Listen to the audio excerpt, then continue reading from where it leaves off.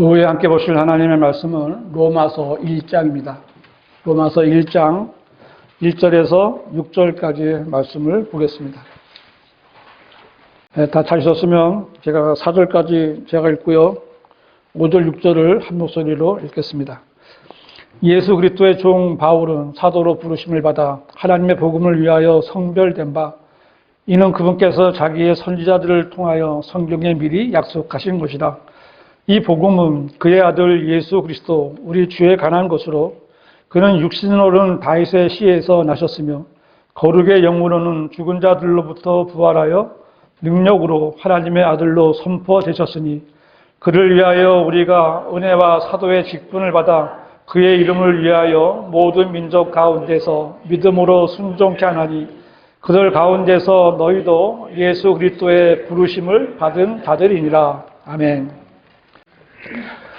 오늘 말씀의 제목은 여기 말씀 가운데 있는 그 말씀대로 하나님의 복음, 하나님의 복음이란 무엇인가 라는 제목으로 말씀을 드리려고 합니다.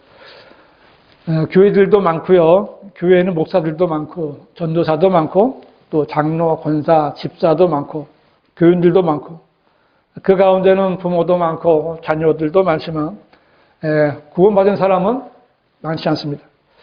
구원받지 못했으면서 교회를 아무리 오래 다니고 목사, 장로, 권사라 해도 죽으면 지옥에 가는 겁니다. 이것은 그냥 하는 말이 아니라 많은 교인들이 그런 모습으로 살아가는 것을 보고 하는 말입니다.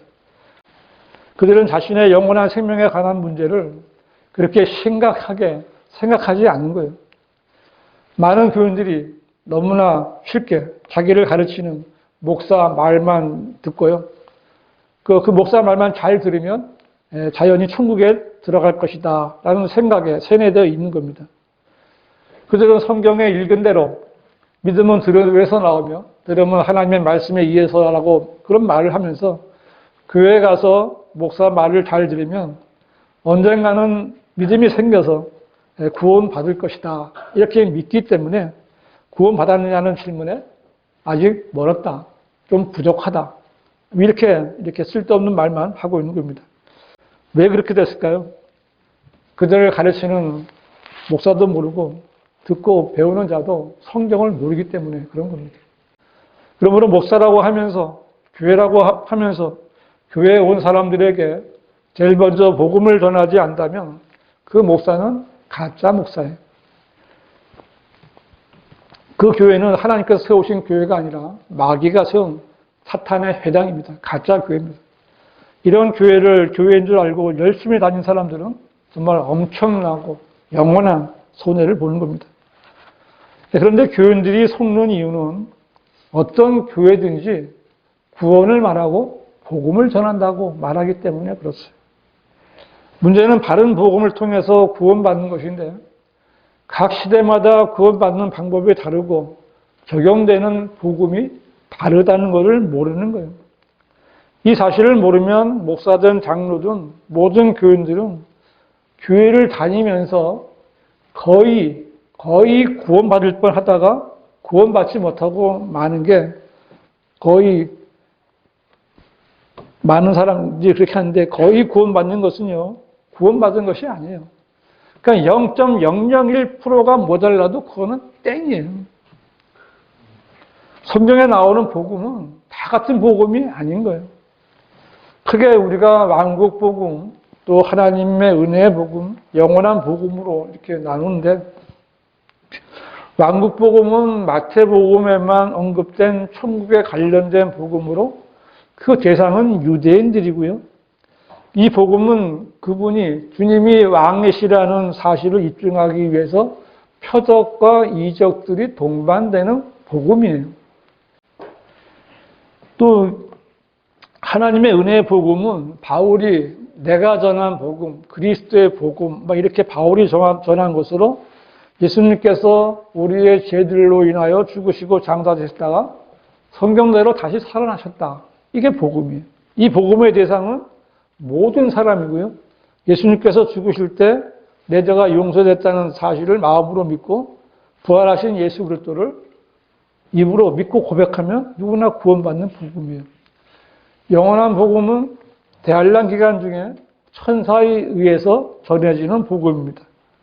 그래서 바울은 갈라디아서 1장에서 자신이 전한 것 외에, 이 교회 시대에 자신이 전한 것 외에 다른 복음을 전하는 사람은 하늘에서 온 천사라도 저주를 받는다 그랬어요. 이 교회 시대에 하나님의 은혜의 복음 외에 다른 복음, 즉 성경에 있는 왕국 복음이나 영원한 복음은 물론이고 성경에도 없는 순복음 같은 것을 전하는 자들에게 저주를 받는다 이렇게 말한 거예요. 끝까지 견뎌야 구원받는다거나 선택받은 사람만 구원받는다고 전하는 자들은 저주의 대상이에요. 그들은 자기 허영심에 선생이 되겠다고 나선 자들인데 실은 아무것도 아닌 마귀의 종들인 거예요. 예수님께서 이 땅에 오신 목적은 크게 두 가지입니다. 첫째는 누가복음 5장 32절에서 나는 의인을 부르러 온 것이 아니요 죄인들을 불러 회개 이르게 하려고 왔노라고 말씀하신 것처럼 죄인들을 구원해 주시려고 오신 거예요.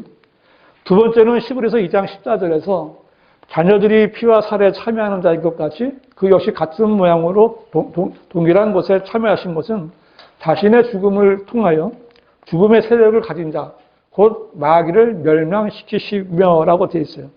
그래서 마귀를 멸망시키시고 마귀의 일을 멸하시기 위해서 오신 거죠. 왜냐하면 모든 사람은 허물과 죄들 가운데 죽어서 태어났고요.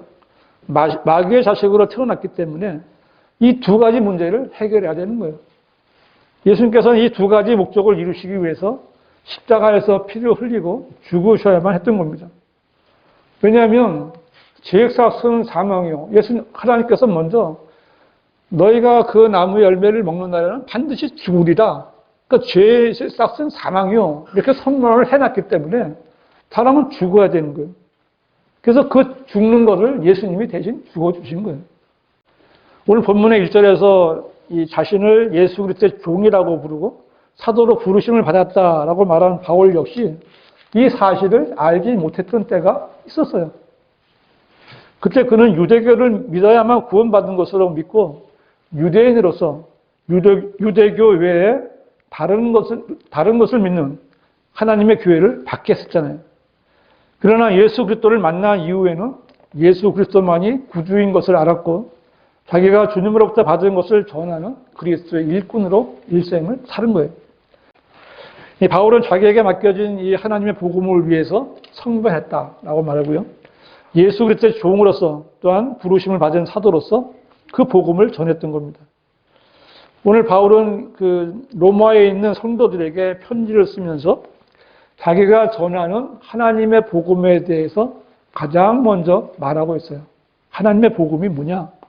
오늘 우리는 이제 바울이 전한 이 하나님의 복음에 대해서 다시 한번 이제 듣게 되는데 오늘 말씀을 통해서 하나님의 복음을 더 자세히 알고 더 바르게 더 잘 전할 수 있는 성도들이 되시기를 바랍니다. 하나님의 복음은 무엇인가? 첫 번째로 선지자들을 통하여 성경에 미리 약속하신 겁니다. 2절 보시면요.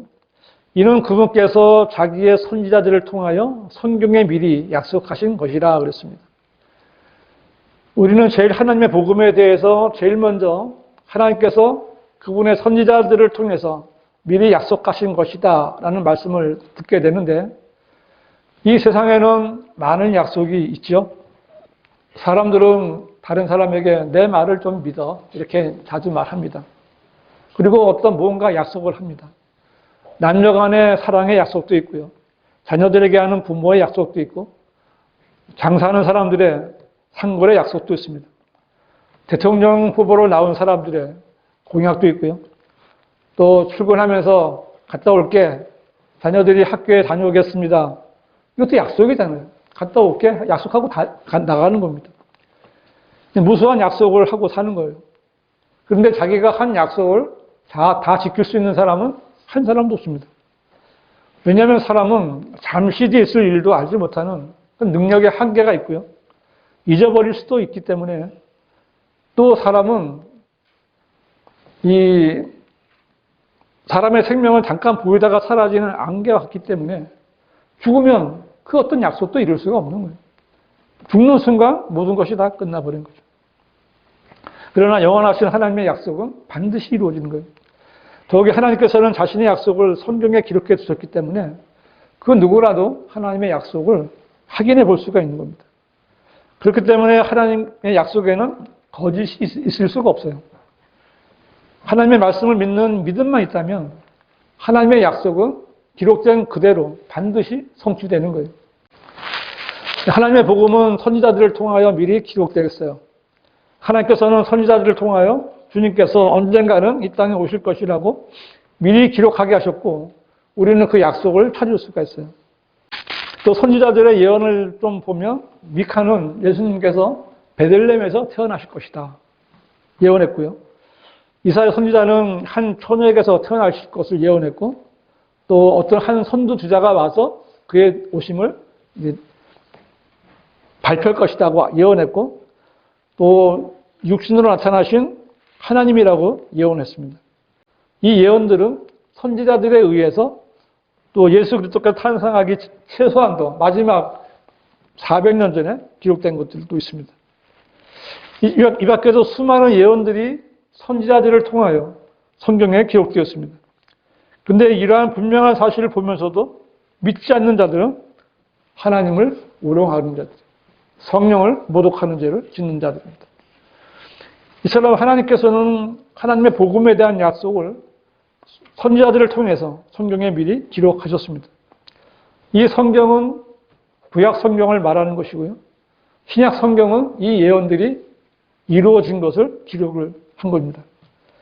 이 마귀와 마귀의 종들은 하나님의 말씀을 변개시켜서 성경을 세상의 책들 가운데 하나의 수준으로 끌어내려서 성경의 권위를 실추시키려고 하지만 그렇게 한다고 해서 누군가가 성경을 무시한다고 해서 성경의 권위가 사라지는 것은 아니죠. 그래서 이 세상에는요, 이 성경밖에는 믿을 수 있는 게 없어요. 본문에서 우리가 본 미리라는 단어가 정말 예언의 중요한 요소가 되는 거예요. 미리.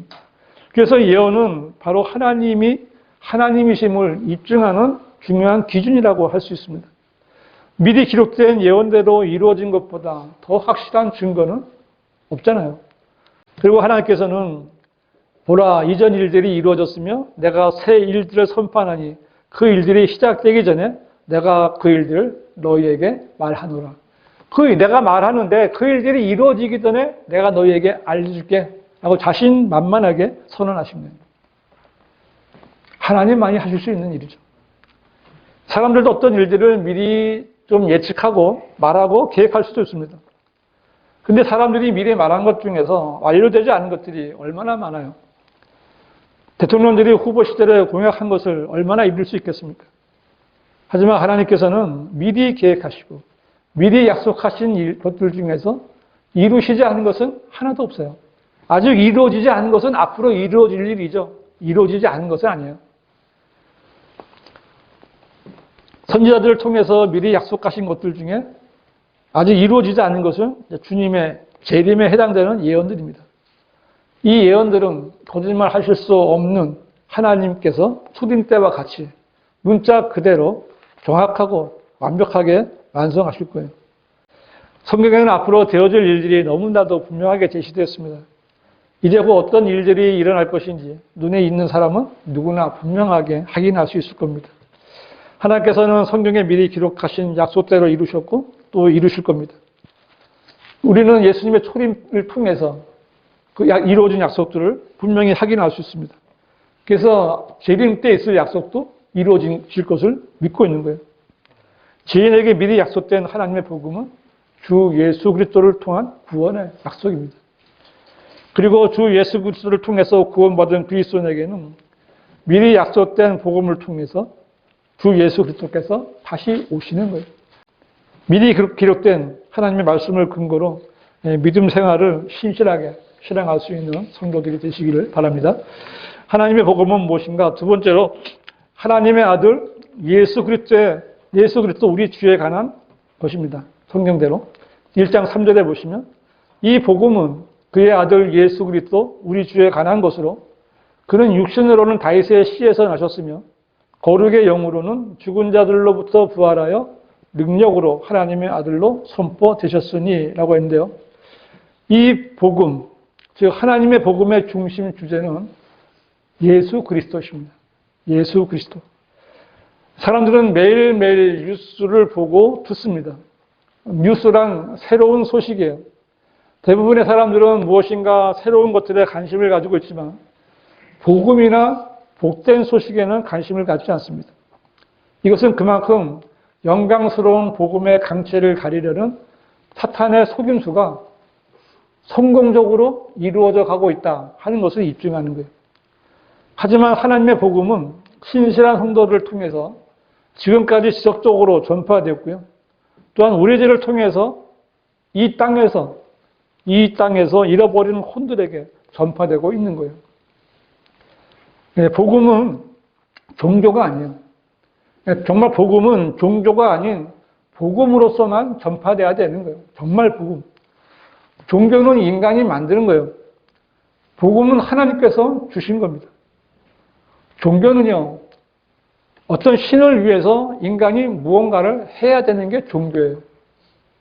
그런데 복음은요, 인간을 위해서 하나님께서 완성해서 공짜로 주신 거예요. 종교는 인간이 신을 만난다는 희망을 가지고 자신의 의로 올라가려는 노력이지만 복음은 하나님께서 육신을 입고 이 땅에 내려오셔서 그 바닥에 있는 이 죄인들을 만나 주신 거예요. 이것이 하나님의 복음이고요. 이 복음의 중심이시고 주제가 되시는 분은 예수 그리스도십니다. 왜냐하면 예수 그리스도를 떠나서는 그 어느 것도 복음이 될 수 없기 때문에 예수 그리스도가 주제입니다. 이 바울은 복음의 중심이신 예수 그리스도에 대해 설명하면서 첫째 예수님께서는 육신으로는 다윗의 씨에서 나섰으며 라고 했죠. 이것은 이제 예수님께서 초림하셨을 때를 말하는 건데 예수님은 사람으로 오신 거예요. 다윗의 씨. 그래서 주님은 화를 내기도 하셨고 배가 고프기도 하셨고 울기도 하셨고 고난을 당하기도 하셨고 십자가에서 피를 흘리시고 죽기까지 하셨던 거예요. 사람이기 때문에. 만약에 사람이 아니라면 이렇게 하지 않았겠죠. 그렇지만 우리가 정확하게 알아야 될 것은 주님께서는 실제로는 다윗의 씨와는 전혀 상관이 없다는 거예요. 예수님께서는 요셉을 통해서 다윗 왕의 왕족 계보를 이용하셨고요. 마리아를 통해서는 다윗의 혈통 계보를 이용하셨을 뿐이에요. 그 피를 받은 것은 아니에요. 복음이신 예수 그리스도께서는 선지자들을 통해 미리 약속하신 대로 육신으로는 다윗의 씨로 나셔야 되는 거예요. 왜냐하면 육신으로의 탄생이 이미 성경에 예언되어 있기 때문에 그대로 이루어셔야 되는 거죠. 그 다음에 둘째로 거룩의 영으로는 했는데 거룩의 영으로는 죽은 자들로부터 부활하신 것에 대해서 설명하는 건데요. 예수님의 복음 자체이신 하나님의 복음 자체이신 예수 그리스도께서는 거룩의 영, 그 성령으로는 죽은 자들로부터 부활하셨다 말씀하고 있는 겁니다. 이 부분은 예수 그리스도의 신성, 곧 하나님이신 것을 증명하는 구절입니다. 예수 그리스도의 부활이야말로 주님의 신성을 가장 확실하게 증명하는 역사적인 사실입니다. 이 부활이라는 강력한 능력이 없었다면 주님께서는 그냥 단순하게 한 인간으로 태어난 것에 한정될 수밖에 없었을 겁니다. 살다가 죽은 것으로 끝난 거예요. 그런데 만약에 부활이 없었다면 예수님은 그냥 다윗의 씨와 연관이 있는 한 죄인에 불과했을 겁니다. 하지만 예수님께서는 거룩의 영의 능력으로 죽은 자들로부터 부활하심으로써 그분께서 자기의 선지자들을 통하여 성경에 미리 약속하신 바로 그 하나님의 복음이신 그리스도이신 것을 증명하신 겁니다. 만일 그분이 요셉의 아들이었다면 그분께서는 일으켜질 수가 없었겠죠. 일으켜지지 못하는 거예요. 사람의 자식으로 태어난 사람은 그 누구도 죽었다가 부활하여 다시 살아날 수 없어요. 따라서 예수 그리스도의 부활은 그분의 동정녀 탄생을 증거하는 동시에 그분의 동정녀 탄생은 그분의 부활을 증거하는 겁니다. 동정녀 탄생이 아니면 부활이 있을 수 없고 부활은 동정녀 탄생을 증거하는 거예요. 그래서 부활은요, 새로운 변화가 되는 정도가 아닌 거예요. 부활은요, 다시는 죽지 않는 영원한 생명이고요. 새로운 피조물의 영원한 시작입니다. 그래서 성경은 예수 그리스도를 모든 피조물들의 첫 태생이라고 말씀하시는 거죠. 주 예수 그리스도께서는 자신의 부활을 통해서 성령을 통해 새로운 피조물이 된 모든 사람들의 첫 번째 분이 되신 거예요. 그래서 주 예수 그리스도를 믿는 모든 사람들이 주님과 함께 부활의 첫 열매들로서 첫 번째 부활에 참여하게 되는 겁니다. 어쨌든 부활이야말로 예수 그리스도께서 참되신 하나님이심을 드러내는 증거입니다. 또한 거룩의 영으로 선포되어진 것은 예수 그리스도께서 다윗의 아들이 아니라 하나님의 아들로 선포되신 거죠. 거룩의 영으로 죽은 자들로부터 부활하심에 따라 그 능력으로 그렇게 하나님의 아들로 선포되셨던 겁니다. 하나님의 복음이신 주님께서 어떤 분이신가를 정확하게 제시하고 있는 겁니다. 주 예수 그리스도께서는 이미 하나님의 아들이셨고 그것을 부활의 능력으로 선포하신 겁니다. 복음의 중심은 예수 그리스도예요. 예수 그리스도를 뺀 복음은 있을 수가 없습니다. 예수 그리스도의 인성, 또 예수 그리스도의 신성, 그리고 예수 그리스도께서 하나님의 아들로 선포되심, 이것이 복음의 주 내용인 겁니다. 구원은 예수 그리스도의 보혈의 공로를 힘입어 누구든지 받을 수 있는 거예요. 하지만 성경은 구원받은 것으로 끝이 아니라 진리의 지식에 이르기를 원하시는 하나님의 뜻이 있다는 사실을 알아야 돼요. 그리스도인이라면 이렇게 복음의 구체적인 내용들에 대해서도 알아야 되는 거예요.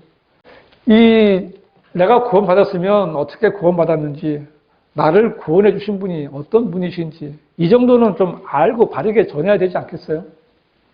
그래야 감사하고 그래야 그분을 찬양하고 경배 드릴 수 있지 않겠어요?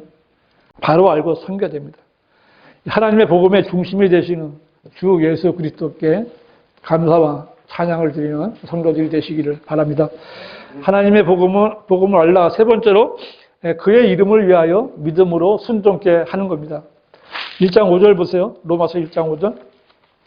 그를 통하여 우리가 은혜와 사도의 직분을 받아 그의 이름을 위하여 모든 민족 가운데서 믿음으로 순종케 하나니 라고 했죠. 이 구절은 하나님의 복음으로 거듭난 그리스도인들에게 하신 말씀인데요. 하나님께서는 주님을 통하여 은혜와 사도의 직분을 주셨고요. 주님의 이름을 위하여 모든 민족 가운데서 믿음으로 순종케 하셨습니다. 우리 그리스도인들의 모든 근거는요, 주님을 통하여 이루어진다. 이걸 잊어서는 안 되는 거예요. 모든 죄인은 하나님의 복음이신 예수 그리스도를 믿으라는 말씀에 순종함으로써 구원받을 수 있습니다. 그 누구든지 예수 그리스도를 통하지 않고는 구원받을 수도 없고 또 그리스도인으로 존재할 수도 없습니다. 그런데 기독교라는 종교들은 예수 그리스도가 없이도 충분히 자신들의 거룩함과 종교적인 외형을 유지하고 포기할 수 있다, 이렇게 여기는 거예요. 로마 가톨릭은 아주 거대한 성당과 또 거룩하게 이렇게 보여지는 미사 의식과 또 성스러운 그 성물들, 사제들의 그 입는 여러 가지 색깔의 옷들, 또 성인들을 숭배하고 선을 행하게 함으로써 죄인들이 하나님께 나아갈 수 있다, 이렇게 믿게 만드는 거예요. 그래서 눈에 보이게 멋있게 만드는 거예요. 거룩하고 거기만 들어가서 엎드리면 용서받을 수 있는 것처럼 만들어버린 거죠. 이러한 로마 가톨릭의 가증한 우상 숭배를 이제는 개신교단의 교회들이 앞다퉈서 따라가고 있는 거예요. 거대하게 지은 성전이라고 불리는 예배당, 웬만한 큰 교회들은요, 예루살렘 성전, 베다니 성전, 임마누엘 성전, 이름이 다 붙어 있어요. 점점 더 웅당해지고 성스러워 보이는 예배의식. 교회 물건들이 강대상이 신성한 거예요. 애들 목기 올라오게. 애들은 안 가지. 올라오면 안 돼. 이게 무슨 속물입니까? 목사들이 때마다 가운을 갈아입고 평신도와 성직자를 구분하는 제적으로 줄을 세우고 이런 게 전부 다 어디서 나왔어요? 로마 가톨릭을 따라가고 있는 거예요. 이제는 예수님이 없이도 얼마든지 하나님께 올라갈 수 있는 것처럼 보여주고 있는 거예요. 오늘날 교회 목사들은 복음을 전하기보다는 기독교라는 종교만을 선전하면서 자기들의 욕심대로 교회를 운영하고 있는 거예요. 예수 그리스도를 통하여 모든 것이 이루어진다면 무엇 때문에 웅장하고 거대한 건물이 필요하겠어요? 예수 그리스도를 통하여 영과 진리로 경배드리는데 거룩하고 성스럽게 꾸미는 이 예배 의식이 왜 필요하겠어요? 그게 없으니까 다른 걸로 대체하는 거예요. 예수 그리스도를 통하여 하나님께 나가는데 왜 성스러운 물품들이 필요하고 목사들의 가운과 성직자, 평신도, 구별이 왜 필요한 거예요, 교회 안에? 죄인들이 하나님께 나아가는 유일한 길은 오직 주 예수 그리스도를 통해서만 가능한 거예요. 주님을 통하지 않고 하나님께 나가려 하기 때문에 온갖 화려한 외형들이 필요하게 된 거죠. 그런 것들이 바로 아담의 무화과 나무 잎이에요. 카인의 제사예요. 바벨탑이에요. 하나님께서 다 거절하신 것들이에요. 구약시대에 피 없는 제사가 거절되었듯이 지금 이 시대에는 예수 그리스도의 보혈의 공로를 통하지 않는 경배는 결코 하나님께 받아들여지지 않는 거예요. 주님을 통해서 아버지께 다가가는 성도들이 되셔야 되는 거예요. 하나님의 복음의 중심이신 예수 그리스도의 이름은 모든 그리스도인이 믿음으로 순종해야 될 이름입니다. 죄인은 하나님의 복음에 순종해야 되는 거예요. 그래서 복음에 순종한다는 것은 하나님의 복음 안에서 믿음을 실행하는 거예요. 만일 누군가가 자신의 행위나 자신의 의를 조금이라도 의지한다면 그것은 복음에 순종한 것이 아니라 불순종한 거예요. 구원받는 믿음의 필수 요소는 복음을 들었을 때 순종으로 받아들이는 것뿐입니다. 죄인이 구원받기 위해서는 이 하나님의 복음에 순종해야만 되는 거예요. 나는 복음을 믿음으로 순종했다. 내가 복음에 순종하기 위해 한 일은 주 예수 그리스도를 믿고 의지한 것 말고는 아무것도 없다. 바로 이것이 내가 복음 안에서 나의 믿음을 실행한 것이다. 그랬더니 주님께서 나의 순종을 보시고 나에게 믿음을 더해 주셨다. 이 모든 것들이 바로 주 예수 그리스도를 통해서 이루어진 일들입니다. 그리스도는 하나님의 복음인 주 예수 그리스도를 통하여 구원을 받았습니다. 그 이유는 그의 이름을 위하여 살게 하기 위해서예요. 우리는 하나님의 말씀에 순종함으로 믿음을 더욱 소유할 수 있어야 돼요. 믿음으로 순종하여 구원에 이르게 되고 또한 순종함으로써 믿음에 이르게 되는 것이 그리스도인이에요. 그냥 구원받은 것으로 끝나서는 안 되는 거예요. 하나님의 말씀에 순종함으로써 더 큰 믿음을 주님으로부터 받아서 더 소유할 수 있는 성도들이 되시길 바랍니다. 오늘 말씀의 결론은 6절이 6절. 그들 가운데서 너희도 예수 그리스도의 부르심을 받은 자들이니라 라고 말하고 있어요. 우리들은 하나님의 복음을 통해서 예수 그리스도의 종으로 부르심을 받은 사람들입니다. 어떤 사람이나 어떤 교회를 통해서 부름을 받은 것이 아니에요. 예수 그리스도의 부르심을 받은 것을 잊지 말아야 돼요. 예수 그리스도. 주님께서는 구원받은 모든 그리스도인들을 부르셨습니다. 그 부르심은 그냥 한번 불러본 거 아니에요. 하나님께서 자신의 피를 주고 값주고 사신 거예요. 분명한 목적이 있는 부르심이라는 사실을 아셔야 돼요. 하나님께서는 목적을 가지고 바울을 부르셨고요. 바울은 자신을 부르신 주님의 목적에 따른 삶을 살았습니다. 자신을 부르신 예수 그리스도의 종으로서의 자신의 임무를 다했습니다. 앞에서 본 대로 하나님의 복음을 위하여 선별되었고 자신이 전한 하나님의 복음을 통해 구원받은 성도들에게도 선별하라라고 권면하는 거예요. 하나님께서 죄인으로 살던 우리를 부르신 것은 분명한 목적이 있는 부르심입니다. 하나님의 복음을 통해 구원받은 그리스도인들에게는 하나님의 복음이 맡겨진 거예요. 여러분들은 복음 받았으면 그걸 내가 지금 가지고 있는 거예요. 그거를 전하는 임무가 맡겨진 거예요. 이 목적을 위해서 주님께서는 그리스도인들이 부르심을 받은 성도로서 그 부르심에 합당한 삶을 살기를 원하시는 거예요. 하나님의 복음은 선지자들을 통해서 성경에 미리 약속하신 거고요. 육신으로 오신 우리 주 예수 그리스도께서 죽으셨다가 부활하심으로 완성하신 하나님의 구원 계획이고요. 누구든지 이 복음을 믿으면, 믿음으로 순종하면 구원을 받는 겁니다. 이 복음은 누구에게나 알려져야 되고요. 이 복음으로 구원받아야만 그 가치가 있는 거예요. 내가 아무리 이 복음의 가치를 알고 있어도요, 모르는 사람은 전혀 가치가 없는 거예요. 아무리 기쁘고 복된 소식이라고 해도 알려지지 않고 그냥 전달되지 않으면 복음이 될 수가 없는 거예요. 그냥 혼자 가지고 낄낄대고 웃고 있는 거예요. 하나님의 복음이 우리의 입안에서 또 우리의 마음과 생각 속에서 멈춰져 있다면 그것은 복음으로서의 가치가 없는 거예요. 여러분은 하나님의 복음에 순종해서 구원 받으셨잖아요. 그렇다면 그 복음을 전하는 종으로 부르심을 받았다는 사실을 아셔야 돼요. 주님께서는 다른 누군가가 아니라 바로 나, 여러분 개인적으로 모두 나로 내가 성도로 살기를 바라시는 거예요. 모든 사람이 구원받기를 원하시는 하나님께서 완성하신 이 하나님의 복음을 전할 수 있는 일을 할 수 있는 사람들이 누가 있겠어요? 우리는 그 일을 하기 위해서 부르심을 받은 사람들이에요.